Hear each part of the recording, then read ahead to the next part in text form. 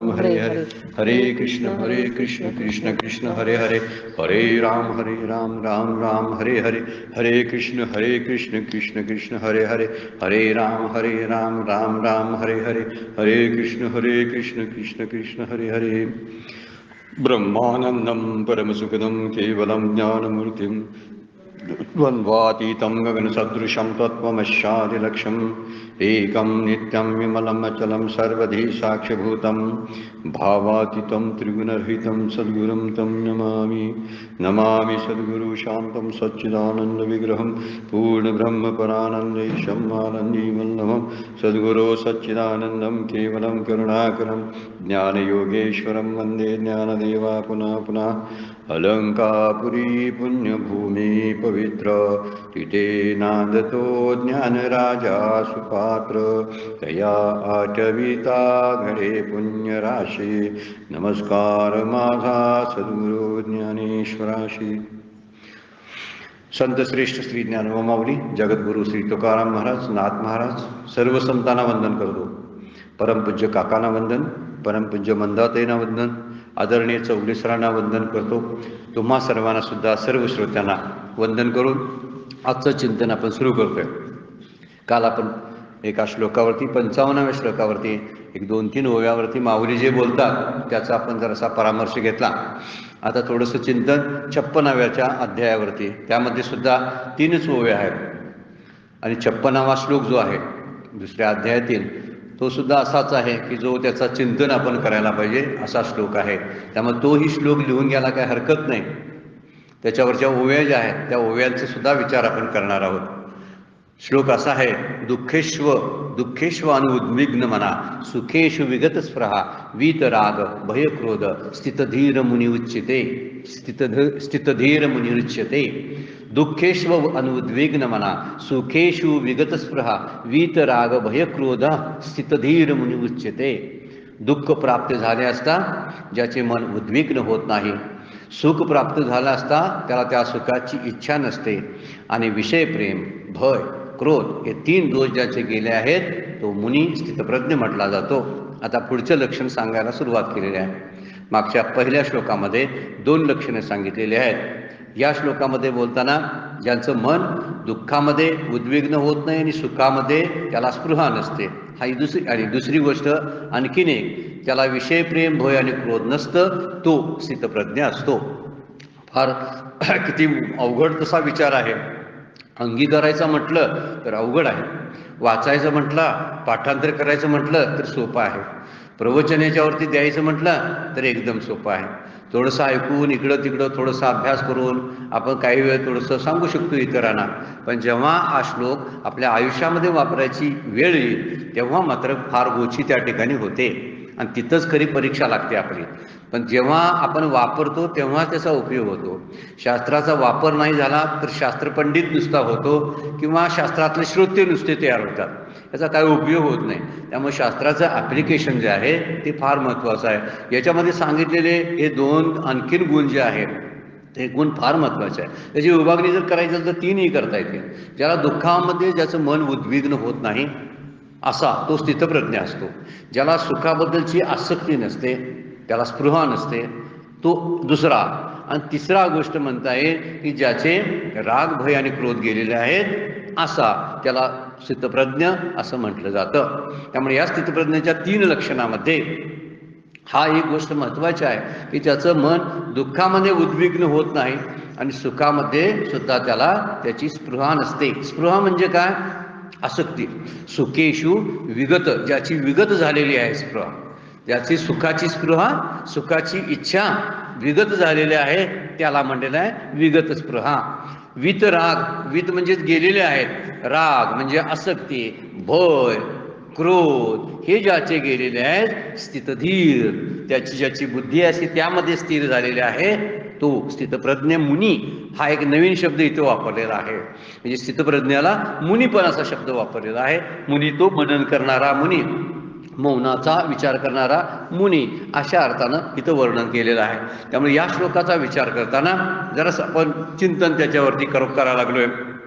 दुसऱ्या अध्यायामध्ये असणारी स्थितप्रज्ञांची लक्षणं जी आहेत हे 17-18 श्लोक जे आहेत 12व्या अध्यायामध्ये भक्ताची असणारी जी भक्तांची लक्षणं 12व्या अध्यायामध्ये जी सांगितलेली आहेत भगवान श्रीकृष्णाने ती, आणि 14व्या अध्यायामध्ये गुणातीतांचे काही श्लोक आलेले आहेत.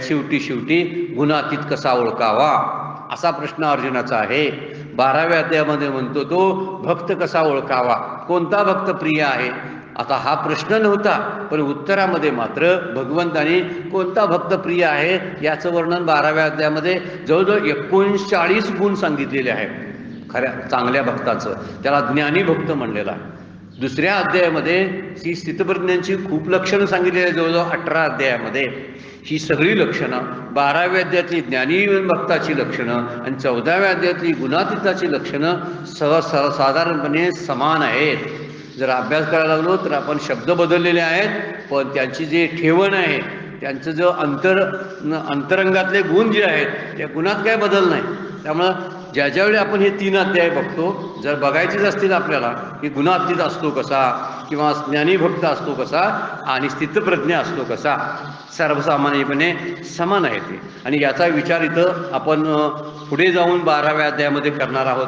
आता दुसऱ्या अध्यायाच्या स्थितप्रज्ञांची लक्षणं कमी जास्त प्रमाणात ही सगळी वरील लक्षणं जी आहेत लागू पडतात एकामेकाला 12व्या अध्यायामध्ये.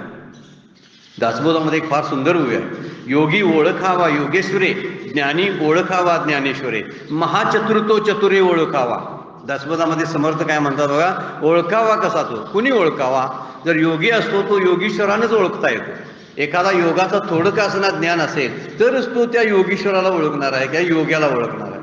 ज्ञानी ओळखावा ज्ञानेश्वरे, जो ज्ञानी झालेला असतो ना तोच ज्ञानाला ओळखू शकतो. जो स्थितप्रज्ञाच्या जवळजवळ जवळ गेलेला आहे तोच स्थितप्रज्ञाची ओळख घेऊ शकतो किंवा त्यालाच तो ओळखतो. किंवा महाचतुर्तो चतुरे, चतुर व्हायला पाहिजे तरच महाचतुर आपल्याला ओळखता येईल. नाही तर चतुरच नसेल तर महाचतुर कसा कळेल. ज्ञानच नसेल तर ज्ञानी कसा ओळखता येईल. ज्ञानाचा अभ्यास केला नसेल तर ज्ञानी कसा ओळखता येईल. योगाचा अभ्यास नाही केला असेल तर योगी कसा ओळखता येईल. फार सुंदर वर्णन केलेलं आहे. तसं हा जर आपण शोधून काढायचा असेल, आपण काय महाचतुर नाही पण चतुर असायला पाहिजे. मात्र आपण काय स्थितप्रज्ञ नाही पण स्थितप्रज्ञाच्या जवळपास तरी आपल्याकडे काही लक्षणं त्यातली असायला पाहिजे. सगळी नसू द्या. चांगल्या भक्ताचं लक्षण ओळखायचं असेल तर थोडी तरी भक्तीची थोडासा तरी स्पर्श आपल्याला झाला असला पाहिजे, अन्यथा त्यांना ओळखता येत नाही. म्हणून संत समजण्यासाठी आपण उत्तम साधकच असायला पाहिजे, अन्यथा आपल्याला संत कळणार नाहीत. संतांजवळ बसता योग ज्ञानी पैसता, गुरुचरण उपासिता वैराग्यशी, हे सगळं जर झालं तर संतांची ओळख होईल. त्यांचं चरणाची उपासना झाली, सत्कर्म आपल्याकडून घडायला लागली आणि वैराग्य प्राप्त झालं तर ज्ञानाची किमान थोडीशी तरी ओळख आपल्याला व्हायला लागेल आणि ज्ञानी पुरुषाची सुद्धा ओळख व्हायला लागेल. त्यामुळे इथं जे वर्णन केलेलं आहे हा चतुर जो आहे तो महाचतुर भगवान श्रीकृष्णच महाचतुर आहे. महाचतुर जर ओळखायचं असेल तर त्याला चतुरच असायला पाहिजे अर्जुनासारखा. आपण अर्जुनासारखं व्हायलाच पाहिजे तरच भगवान श्रीकृष्णाची ओळख आपल्याला व्हायला लागेल किंवा खरा शिष्य आपल्याला ओळखता येईल, होता येईल. किंवा आपल्या श्रीगुरूंची ओळख व्हायच्यासाठी असं अर्जुनासारखंच आपल्याला व्हावं लागेल. तसं वर्णन इथं वर्णन करताना म्हणतात की हा जो श्लोक सांगतो की दुःखेश्व अनुद्विग्न मना सुखेशु विगत स्पृहा, फार सुंदर वर्णन केलेलं आहे. दुःखामध्ये ज्याला उद्विग्न ज्याचं मन होत नाही, तळमळ होत नाही दुःखामध्ये, दुःखाचे जे ज्यावेळी प्रसंग येतात त्यावेळी तो स्वतःला सावरतो. पुढच्या आपण श्लोकामध्ये बघणार आहोत कसं स्वतःला सावरतो, इंद्रियांना कसं बरोबर खेचून त्या ठिकाणी आणतो. ज्यावेळी दुःखाचे प्रसंग येतात त्यावेळी दुःखाच्या प्रसंगामध्ये आपल्या इंद्रियांना बरोबर तो आतमध्ये घेतो आणि त्याचं काय करतो, त्याच्यावरती पुंकर घालत असतो म्हणा, किंवा त्या दुःखाची जाणीवच त्याला नसते. म्हणून तिथं वर्णन म्हटलेलं आहे अनुउद्विग्न म्हणा, त्याचं मन अजिबात उद्विग्न होत नाही, भयंकर शांतीचा अनुभव तो घेत असतो. दुसरी गोष्ट, ही गोष्ट सोपी आहे, इथं तितिक्षा वापरायला सांगितलेलं आहे. तितिक्षा हा गुण स्थितप्रज्ञांच्याकडे आहे, ज्याला आपण मात्रा स्पर्शास्तु कौंतेय शीतोष्ण सुख दुःखदा, त्याचे दुःख आणि सुख ज्यावेळी या इंद्रियांच्या संगामुळं इंद्रिय आणि विषय यांचा संग झाला की दुःख आणि सुख अनुभवाला येतं, त्या ठिकाणी तीन अनित्य आहेत. तान तितिक्षस्व भारत, असं मागच्या श्लोकामधून जे भगवान श्रीकृष्ण सांगतात त्याचाच अर्थ इथं आहे. दुःखेश्व अनुउद्विग्न म्हणा, त्या ठिकाणी खूप तितिक्षा असते, त्यांची भयंकर अशी तितिक्षा असते. दुसरी गोष्ट आहे बघा, सुखेषु विगत स्पृहा, या ठिकाणी आसक्ती नसते सुखामध्ये, सुखामध्ये लोळणं नसतं, सुखामध्ये इंटरेस्ट घेणं नसतं, सुखाचे भोग घेतले जात नाहीत, सुखाची वाट पाहिली जात नाही, अशा ठिकाणी त्याला म्हणायचं त्याची स्पृहा विगत झालेली आहे. सुखाची सुद्धा स्पृहा त्याची विगत झालेली असते. सगळ्यात कठीण गोष्ट आहे बरं का, दुःख सोडायला, दुःख बाजूला करायला, दुःखामध्ये मन शांत ठेवायला कदाचित सोपं आहे, कदाचित सोपं आहे, पण सुखामधले स्पृहा जी आहे, सुखाची आसक्ती आहे, टाकून देणं अगदी भल्या भल्या तत्ववेत्तांना सुद्धा जमलेलं नाही आहे. त्याचा जो स्पर्श आहे, त्याचं जे रस आहे, त्याच रसामध्ये, स्पर्शामध्ये किंवा शब्दामध्ये हे कोण नाही कोणतरी थोडं का असताना अडकून गुंतून राहतं आणि ते बरं वाटायला लागतं. म्हणून सुखाची स्पृहा ही फार घातक आहे. सुखाच्या आसक्तीतून जो बाहेर पडतो तो खरा स्थितप्रज्ञ आहे. दुःखेषु अनुद्वेग्न म्हणा आणि सुखेषु विगत स्पृहा, वीत राग भय क्रोध स्थितधीर निरुचिते, याचा भय, याचं राग म्हणजे आसक्ती, त्याचं भय म्हणजे कुणाबद्दल वाटलेली जी भेदातून निर्माण झालेली जी स्थिती असते ती भय असतं, ते भय सुद्धा त्याचं नाहीसं झालेलं असतं. आणि तिसरी गोष्ट म्हणलेलं आहे त्याचा क्रोधही गेलेला असतो. असा एखादी गोष्ट गेली की दुसरी गोष्ट जायला चालू होते. कामू गेला ना तर कामू सर्वता जाय आणि जयाचे आत्मतोषी मन आहे, असं वर्णनच मागच्या श्लोकामध्ये माऊली करतात. याचा अर्थ होतो काम हाच मूळ मोठा शत्रू आहे. कामातून, आसक्तीतून, इच्छेतूनच सगळ्या गोष्टी निर्माण होतात. ज्यावेळी काम पूर्ण होत नाही, इच्छा अपुरी राहते, त्यावेळी उद्विग्नता येते आणि उद्विग्नता एकदा आली की त्यातून क्रोध येतो. असा क्रोध आणि ही जी श्रृंखला आहे ही श्रृंखला चालू राहते. त्याप्रमाणेच स्थितप्रज्ञ जो असतो तो दुःखामध्ये उद्विग्न होत नाही. याचा अर्थ असा नव्हे की स्थितप्रज्ञाला दुःखच होत नाही, कारण जे जन्माला जे येतं त्या जन्माला आलेल्या प्रत्येक शरीराला प्रारब्धाचे भोग भोगावे लागतात आणि त्यामध्ये दुःख हे येणारच आहे. त्रिविध दुःख आहे, आध्यात्मिक दुःख आहे, आधी भौतिक दुःख आहे आणि अधिदैविक दुःख आहे. या त्रिविध दुःखांना सामोरं जावंच लागतं. शरीर धारण केलं की त्या प्रत्येक जीवाला ही तिन्ही दुःख त्रास देतच असतात. मग ह्या स्थितप्रज्ञाला त्याचा त्रास होतोय की नाही किंवा त्याला दुःख होतंय की नाही, होतं, परंतु तो त्या दुःखामध्ये उद्विग्न होत नाही. उद्विग्न म्हणजे तळमळणे, त्रासून करणे, चिडचिडी वृत्ती निर्माण होणे, अशी परिस्थिती त्याची दुःखामध्ये होत नाही. त्याला दुःख होतं पण उद्विग्नता नसते. ही दुःख हे सगळ्यांच्या वाट्याला आहे, त्यांना कसं होणार नाही, होणार, पण त्या दुःखामध्ये सुद्धा भले ते मानसिक दुःख असू दे, शारीरिक दुःख असू दे, आध्यात्मिक दुःख असू दे, अधिभौतिक दुःख असू दे किंवा अधिदैविक दुःख असू दे, प्रत्येक दुःखामध्ये त्या दुःखांना तो सामोरं जातो. पण सामोरं गेल्यानंतर उद्विग्नता मात्र नसते, उद्वेग करून तो घेत नाही. म्हणून त्यामध्ये महत्वाची गोष्ट ती आहे, कारण त्यानं सुख आणि दुःखांना समान मानलेलं असतं. मागच्या वेळा आपण त्याच्यावर विचार केलाय. सुख दुःखे समे कृत्वा लाभा लाभो जयाजयो, आणि ज्याचं समत्व चित्त झालेलं आहे तेच ते समत्व चित्त ज्याचं झालं त्याला सुख आणि दुःख ही त्रास देत नाहीत, कारण त्यांच्यामध्ये समानता असते.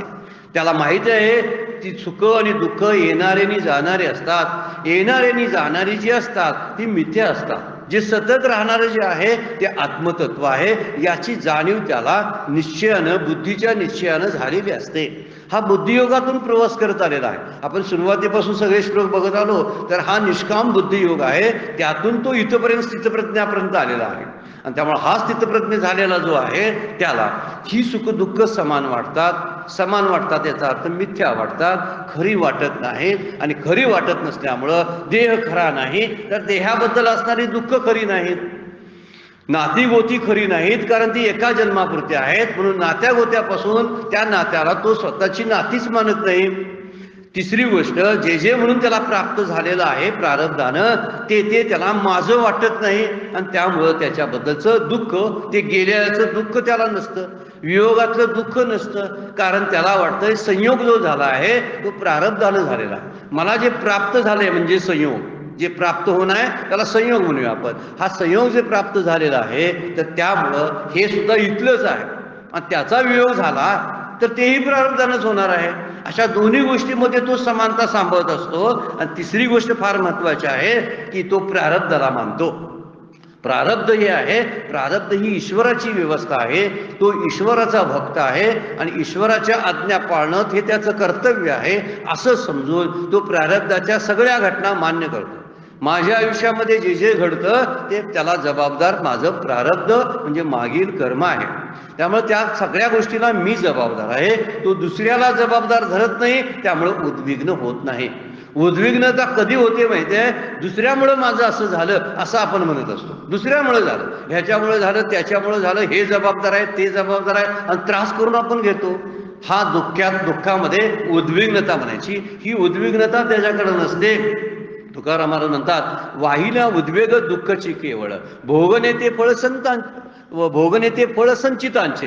हे संचित आहे हे त्यानं मान्य केलेलं असतं स्थितप्रज्ञानं.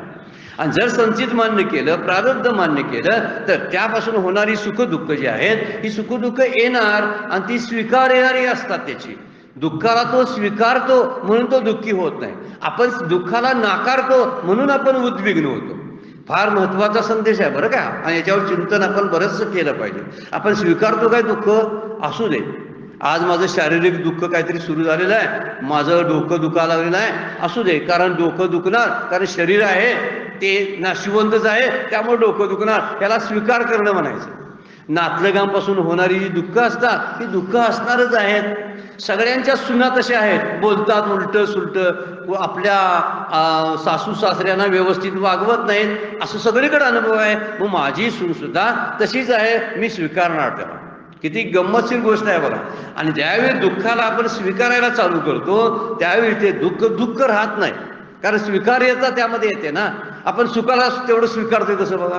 सुखाच्या कुठल्याही घटना असल्या की त्याचं आपण स्वागत करतो, आणि दुःखाला मात्र आपण काय करत असतो, बाजूला करत असतो. आणि दुःखाला बाजूला केल्यामुळं, मायेला झिडकारल्यामुळं होते काय, माया परत डोक्यावरच बसते. त्यामुळे मायेचा विचार ज्यावेळी आपण करतो, नको, मायेची भीती, मायेबद्दल तुसडेपणा, माया नको, ती अंगावर बसणार आहे. तसंच दुःखाबद्दल, हे दुःख त्याचंच स्वरूप आहे. आणि त्यामुळं आपल्याला त्यावेळेला झिडकारायला लागलो की आपल्याला झिडकारण्यामुळं, प्रतिकार केल्यामुळं ते तसंच होतं ना. कारण मध्ये अडथळा येतो त्याचा.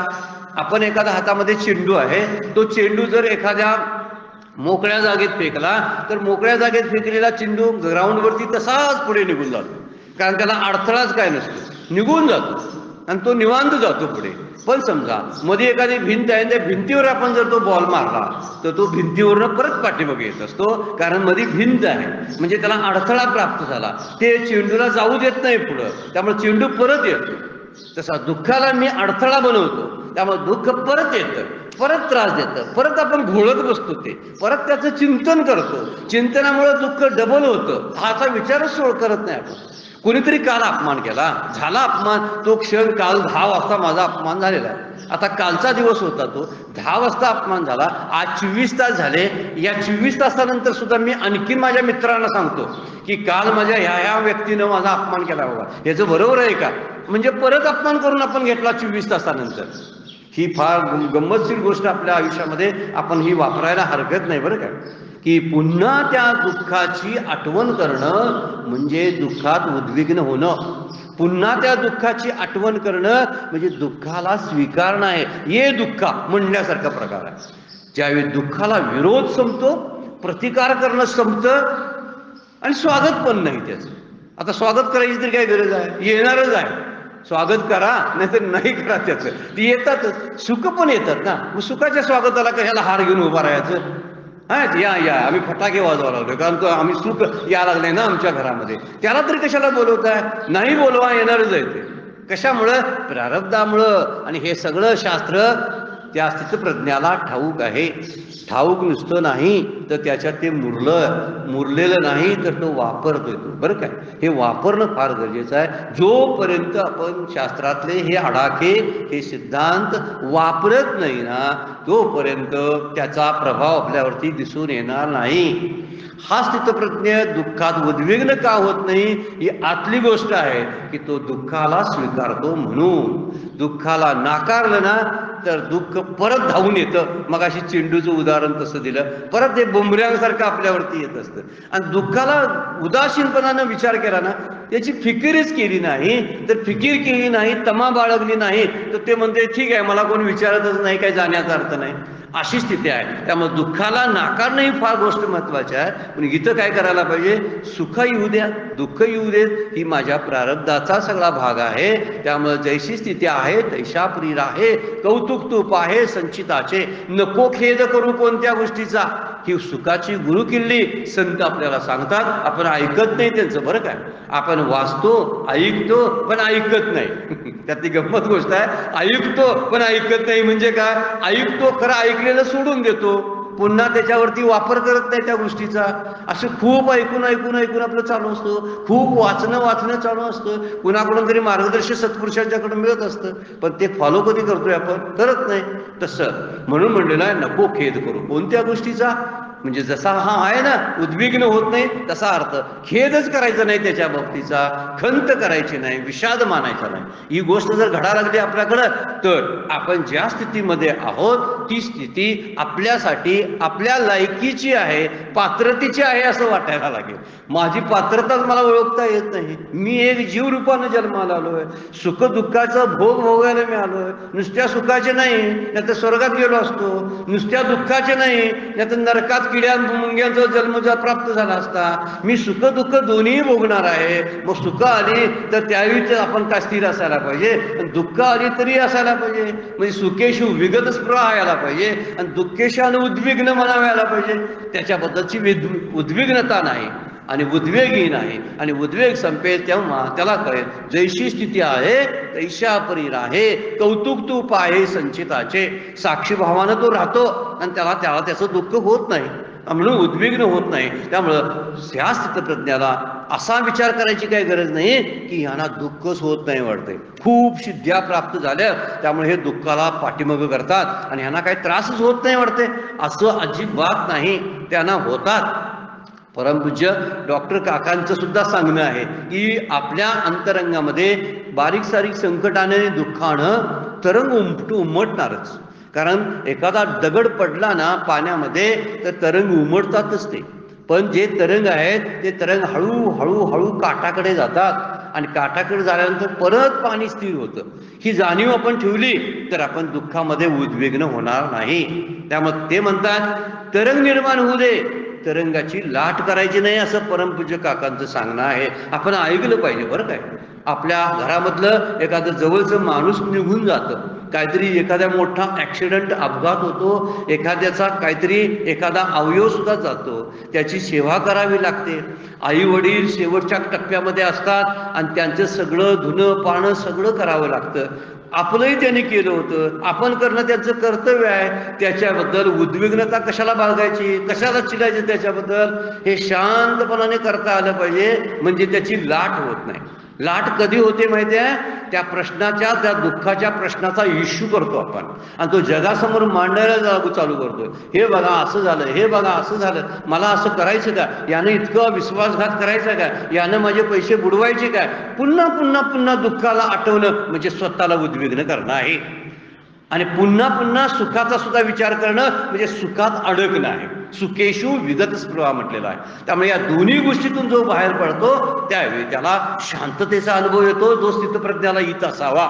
येत असावा म्हणजे काय म्हणायचं आपण, तर तो त्या परिस्थितीत आहे, आपण हळूहळू त्या ठिकाणी प्रवास करायला लागलोय. त्यामुळे त्यालाही तो अनुभव असा येत असावा की सुखामध्ये सुद्धा कुठल्याही प्रकारची अभिलाषा नसते, आशा नाही. विगत म्हणजे गेलेला, स्पृहा म्हणजे आशा, इच्छा जगण्याची किंवा आणखीन कसण्याची, शास्त्र प्राप्त करण्याची किंवा सुखाची आशा त्यामध्ये नसते. आणि आशा गेल्यामुळं तो शांत असतो. सगळ्यात त्रासदायक कोणती गोष्ट असेल तर असं होईल अशा आशेवर माणूस जगत असतो. याला अलीकडील लोक जे बुद्धिवादी लोक आता बोलत आहेत, कथा कादंबऱ्यामधून वर्णन करतात की ते म्हणतात आशावादी राहावं, पॉझिटिव्ह राहा. आता हे पॉझिटिव्ह राहणं म्हणजे काय राहणं हे नेमकं त्यांना सुद्धा समजायला पाहिजे. त्याच्यापेक्षा असं म्हणावं की वास्तवामध्ये राहा, वास्तववादी व्हा. पॉझिटिव्ह व्हा याच्यापेक्षा वास्तववादी व्हा. वास्तव काय आहे तर सुख दुःख येणारच आहे. आता आशा काय त्याबद्दल दाखवायची. आशा धरून बसलो की निराशा पदरात पडतेच. ज्याने आशा दाखवली त्याला निराशा आहे. मग सुखाची आशा म्हणजेच दुःखाचाच प्रकार एक प्रकारचा आहे तो. म्हणून सुखामध्ये सुद्धा स्पृहा इच्छा असता कामा नये. हे आशामध्ये बांधलेला जो पुरुष असतो, एक संस्कृतमध्ये सुभाषित आहे ते असं आहे, आशानाम मनुष्यानाम कश्चित आश्चर्य शंकला यया बद्धा प्रधावंती मुक्तस्तिष्ठन्ति पंगुवत. फार सुंदर श्लोक आहे बरं का, चिंतन करण्यासारखा आहे. आशाबद्ध मनुष्य, आशा नाम मनुष्यानाम. आशा नावाचं एक गोष्ट आहे की जी मनुष्याला काय करते, कश्चित आश्चर्य शृंखला. ती शृंखला म्हणजे साखळी तयार करते. हे एक प्रकारचं आश्चर्य आहे. यया बद्धा, आशेमध्ये जो बद्ध असतो, प्रधावंती तो धावतो. आणि मुक्तास तिष्ठन्ति पंगुवत. आणि ज्यांना आशा नसते, आशेचा पाश नसतो, ते मात्र शांत बसलेले असतात. किती विडंबन केले बघा आशेचं आणि मुक्त पुरुषांचं. जे मुक्त असतात, स्थितप्रज्ञ असतात ना, त्यांना आशाच नसते, स्पृहा नसते. स्पृहा जोपर्यंत आहे तोपर्यंत धावणं आहे. त्यामुळे आशा जी आहे ती आशेचा पाश बांधलेला असताना सुद्धा ही मनुष्य जीव जो आहे तो धावत असतो. आशेचा पाश असताना धावतो. आशेची बेडी आहे पायामध्ये, बेडी आहे तरी धावतो. आणि दुसरा वर्णन केलंय, जो स्थितप्रज्ञाने मुक्त आहे त्याला बेडी पायात नाही तरी तो शांत बसलेला आहे. किती गंमतशीर वर्णन आहे बघा. आपल्याला हे लागू पडतं बरं का, आम्हा प्रापंचिक लोकांना हे लागू पडतं. किती किती म्हणून आशा ठेवायच्या. आणि प्रधावंती शब्द वापरलेला आहे. प्रधावंती म्हणजे धावतात, सतत धावत असतात. कुठं धावायचं, किती धावायचं काय माहिती नाही, कशासाठी धावायचं माहीत नाही, कुठला हेतू नाही. ध्येयहीन धावणं आहे प्रपंचातलं. नुसतं ध्येय सोडायचं, ध्येय मूळचं असायलाच पाहिजे आहे. भगवंताच्या प्राप्तीचं हे उच्च दर्जाचं ध्येय बाळगून असावं. स्थितप्रज्ञाचं ते ध्येय असतं किंवा ते ध्येय त्यांनी प्राप्त केलेलं असतं. आपण तोच विचार इथं केला पाहिजे की जे असतात ते हे आशेनं बांधलेले असतात, स्पृहेनं बांधलेले असतात. आशानाम मनुष्यानाम कश्चिदाश्चर्य शृंखला यया बद्धा प्रधावंती. जे बांधलेले असतात ते धावतात. मुक्तास तिष्ठन्ति पंगुवत. मुक्त असतात ते मात्र पंगुवत. पंगुवत म्हणजे पांगळे होऊन बसतात, ते धावतच नाहीत. त्यामुळं आशा जो आहे आशाबद्ध तो जगाचा दास. तुकाराम महाराज म्हणतात, आशाबद्ध तो जगाचा दास, पूज्य तो उदास सर्वजना. काय म्हणतात बघा, पूज्य कोण आहे, जो उदास आहे तो सर्वजना. सुखाची स्पृहा, सुखाची आशा ज्याच्यामध्ये नाही तो कसा आहे, उदास असतो आणि पूज्य असतो. आणि आशाबद्ध तो जगाचा दास. जगाचा दास होतो म्हणजे काय, विषयांचा दास होतो. ज्याच्याकडे आशा आहे किंवा सुखाची स्पृहा आहे, उद्या सुख मिळेल, उद्या सुख मिळेल, उद्या सुख मिळेल, अशा आशेवर जो बसतो तो जगाचा दास आहे. आणि पूज्य तो उदास सर्व जना. सगळ्या समाजाला आणि जगाला तो पूज्य होतो ज्यानं आशा सोडलेल्या आहे. या दोन गोष्टीचा विचार केला तर या स्थितप्रज्ञाचं सुखा वाचून अडत नाही. कारण सुखाचा विचार करत तो बसत नाही. सुख यावं अशी त्याची अपेक्षा नसते. त्याला सुखेषु विगत स्पृहा असा शब्द वापरलेला आहे. म्हणून माऊलींची ओवी आहे, माऊली 294 नंबरच्या ओवीमध्ये म्हणतात बघा, नाना दुःखी प्राप्ती जयाशी उद्वेग नाही चित्ती आणि सुखाची या आरती अडपैजे ना. अडपैजे ना म्हणजे गुंतून राहत नाही, अडकत नाही. त्याला तिन्ही दुःख जरी झाली, नाना प्रकारची दुःख शब्द वापरला आहे. नाना दुःखी प्राप्ती. नाना म्हणजे आधी आध्यात्मिक आहेत, आधी भौतिक आहेत, आधी दैविक आहेत, त्यातले आणि काही काही पोट भाग आहेत दुःखाचे. हे सगळे दुःख प्राप्त जरी झाली तरी त्याच्या चित्तामध्ये खिन्नता येत नाही, उद्वेग येत नाही. आणि वैश्विक सुखाच्या इच्छेत जो अडकला जात नाही. आणि सुखाची या आरती, आरती म्हणजे त्याची इच्छा असते, काहीतरी प्राप्त करण्याची इच्छा असते, त्या इच्छेमध्ये तो अडकत नाही. आरती हा शब्द स्पृहासाठी वापरलेला येतो. तिथं स्पृहाची शब्द वापरला त्यासाठी. अडपैजे ना, तो अडकला जात नाही, त्याचं काय अडत नाही, सुखाशिवाय त्याचं काय अडत नाही. अमुक एक व्यक्ती भेटली नाही म्हणून त्याचा अडत नाही. अमुक एक पदार्थ खायला मिळाला नाही म्हणून त्याचं अडत नाही. पुरेशी धनसंपदा, पुरेशी म्हणजे काय, हे शब्द चुकीचे आहेत वास्तविक. पुरेसे शब्द म्हणजे काय, धनसंपदा असायला पाहिजे, आपल्याकडे आर्थिक सुबत्ता पुरेशी असायला पाहिजे. म्हणजे काय, काय सांगताच येत नाही. किती रुपये आपल्याकडे असले, किती संपत्ती असली की पुरेशी म्हणायची, काय नाही. त्याला जर पुरेशी वाटत असेल तेवढी पुरेशी म्हणायची. त्या असलेल्या संपत्तीमध्ये जो समाधान आहे त्याच्यासाठी ती पुरेशी आहे. मग त्याला केवढी म्हणायची. कुणाला वाटेल मला 10 कोटी पाहिजेत आणि कुणाला म्हणून कोणतरी म्हणेल माझ्या खात्यावर 10,000 आहेत मला समाधान वाटतंय, त्याच्यासाठी ती पुरेशी आहे आणि ह्याच्यासाठी ती अपुरी आहे. ज्याला 10 लाख सुद्धा 10 कोटी सुद्धा कमी वाटतात त्याच्यासाठी ती अपुरी आहे. आणि ह्या गोष्टी जर विचार आपण जर करायला लागलो तर नाना दुःख प्राप्ती जयाशी उद्वेग नाही चित्ती आणि सुखाची या आरती आड पाहिजे ना. त्याचं सुखाशिवाय काही अडत नाही.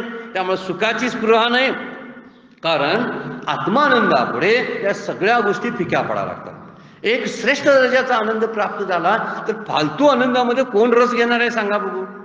एखाद्या श्रेष्ठ सत्पुरुषाची जर गाठ पडली तर दुसरे जे कोणतरी अधूनमधून छोटी छोटी मार्गदर्शन करणारे लोक होते ती कमी पडायला लागतात, बाजूला पडतात, कनिष्ठता येते त्यामध्ये. कारण एक श्रेष्ठ दर्जाचं ध्येय सापडले असतं.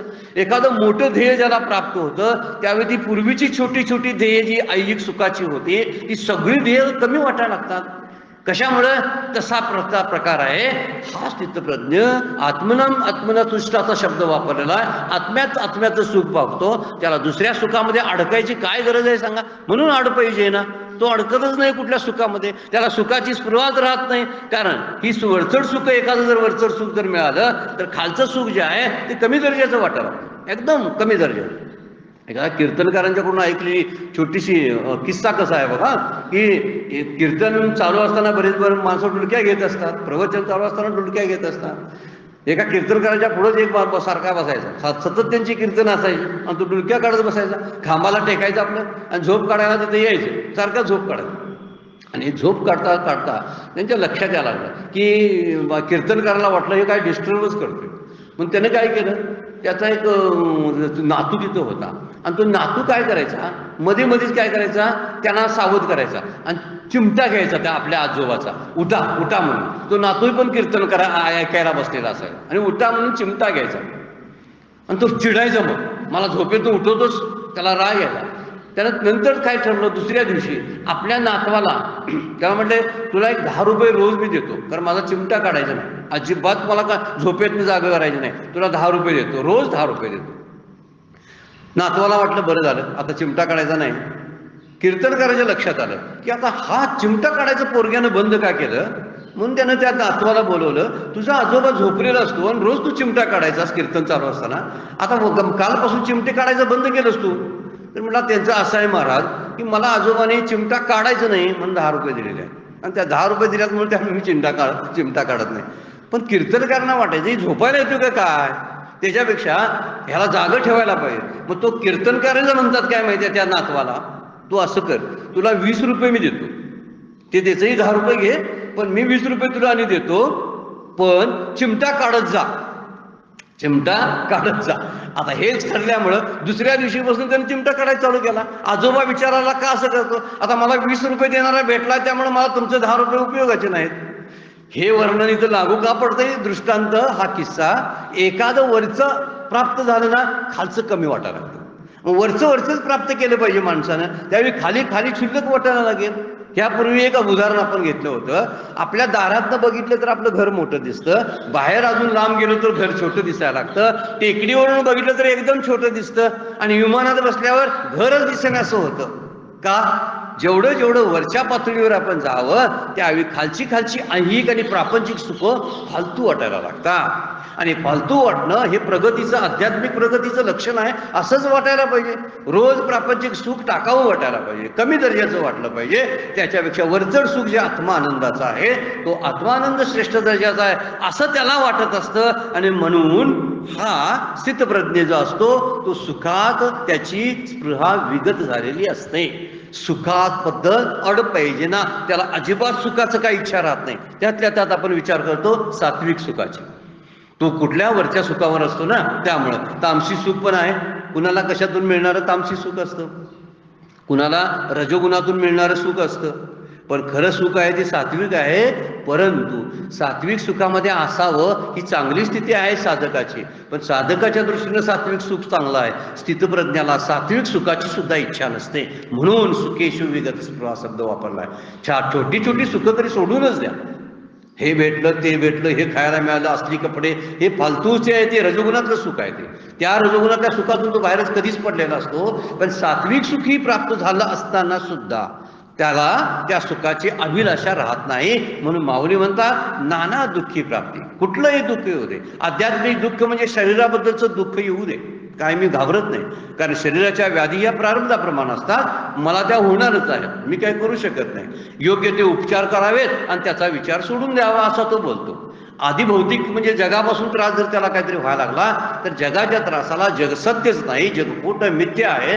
मग मिथ्या जगाचा मिथ्या त्रास मी का सत्य मानून घ्यावा असा त्याची मनाचा एक निश्चय झालेला असतो, बुद्धीचा. त्यामुळे जगापासून होणारे सगळे त्रास, नातलगापासून मित्रमंडळीपासून होणारे सगळे त्रास, हे सगळ्या त्रासाला तो काय करतो, नाकारतो. म्हणतो काय बघायचं तिकडं, त्याच्याबद्दलची उदासीनता असते. तिसरा अधिदैविक ताप म्हणतो, हे काही सांगताच येत नाही, ह्याच्यावर कंट्रोलच कुणाचं नसतं.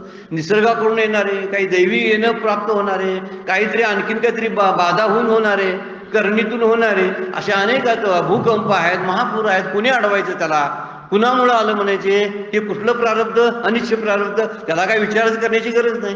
ह्या तिन्ही पातळीवरती नाना दुःखे प्राप्त झाली. तिन्ही दुःख जरी त्याला प्राप्त झाली तरी उद्वेग नाही चित्ती, त्याच्या चित्तामध्ये उद्वेग होत नाही आणि सुखाची अर्थी आडपैजना, तो सुखामध्ये सुद्धा अजिबात उद्वेग स्पृहा राहत नाही. दुःखाने उद्विग्न होणे कथा मात्र खरी गोष्ट जी आहे. दुःखानं उद्विग्न होणं याच्यापेक्षा सुखाची स्पृहा जाणं फार अवघड आहे बरं काय. सात्विक सुख घालवणं इतकं सोपं नाही. त्याला एक दोष सांगितलेला आहे आपल्या बुद्धीतला, रसास्वाद नावाचा एक दोष आहे बघा. तो रसास्वाद आहे ना, तो पहिले दोष घालवतो, कुठले कुठले लय वगैरे आहेत, विक्षेप वगैरे घालवतो. रसास्वादमध्ये जेव्हा एखादा साधक प्रवेश करतो त्यावेळी सात्विक सुख त्याला आवडायला लागतं.